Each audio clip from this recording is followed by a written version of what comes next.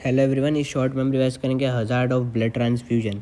तो ये 4 टाइप का होता है। फर्स्ट है reactions due to the mismatched और इनकम्पेटिबल अगर ब्लड ट्रांसफ्यूजन कर दिया है, या रिएक्शन होती है मैसिव ब्लड ट्रांसफ्यूजन की वजह से, या फिर कोई फॉल्टी टेक्निक्स का यूज़ किया है ब्लड ट्रांसफ्यूजन के टाइम पे, या फिर इन्फेक्शंस का ट्रांसमिशन भी हो गया है। तो पहला है कि मिसमैच्ड ब्लड ट्रांसफ्यूजन। अगर ट्रांसफ्यूजन रिएक्शंस होती है एबीओ इनकम्पेटिबिलिटी या फिर आरएच इनकम्पेटिबिलिटी की वजह से, तो क्या होगा अगर गलत ब्लड चढ़ा दिया तो सबसे पहला कि एग्लूटिनेशन होने लग जाएगा। एग्लूटिनेशन होगा तो सबसे पहले हीमोलिसिस होगा। हीमोलाइसिस होगा तो फर्स्ट जॉन्डिस हो जाएगा, कार्डियक शॉक लगेगा, रीनल शटडाउन हो जाएगा। 3 क्लासिकल सिम्टम याद रखने एक हीमोलिसिस के बाद क्या होता है मिसमैच ब्लड ट्रांसफ्यूजन में।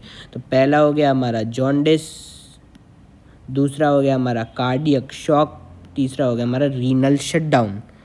अब मैसिव ब्लड ट्रांसफ्यूजन के अंदर क्या होगा, it is the transfusion of blood equivalent और more than patients own blood volume.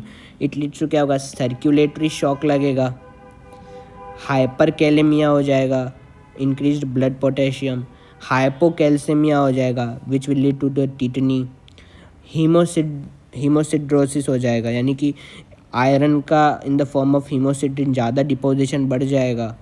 तो आयरन ओवरलोड हो जाएगा, जिसकी वजह से रेपिटेड ट्रांसफ्यूजन के बाद आयरन का ओवरलोड हो जाएगा, जिससे क्या होगा एंडोक्राइन दिक्कत होगी, हार्ट और लिवर में जाकर वो हीमोसिड्रोसिस हो जाएगा। फॉल्टी टेक्निक्स क्या होती है ब्लड ट्रांसफ्यूजन के टाइम पे, थ्रोम्बोफाइलबाइटिस और एयर एम्बोलिज्म। ये होता है इन्फ्लामेशन, वेन्स का इन्फ्लामेशन हो जाएगा जो कि एसोसिएटेड होता है थ्रोम्बस के फॉर्मेशन में। और एयर एम्बोलिज्म क्या होता है कि ऑब्स्ट्रक्शन हो गया ब्लड वेसल्स का due to the entrance of air into the blood stream. Blood vessels का ऑब्स्ट्रक्शन हो जाता है क्योंकि एयर आ जाती है ब्लड स्ट्रीम के अंदर, बेसिकली ये हो जाएगा एयर एम्बोलिज्म।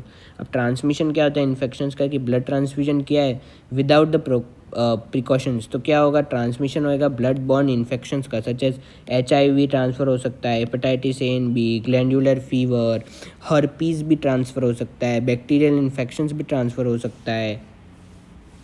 अब नेक्स्ट लेक्चर में हम पढ़ेंगे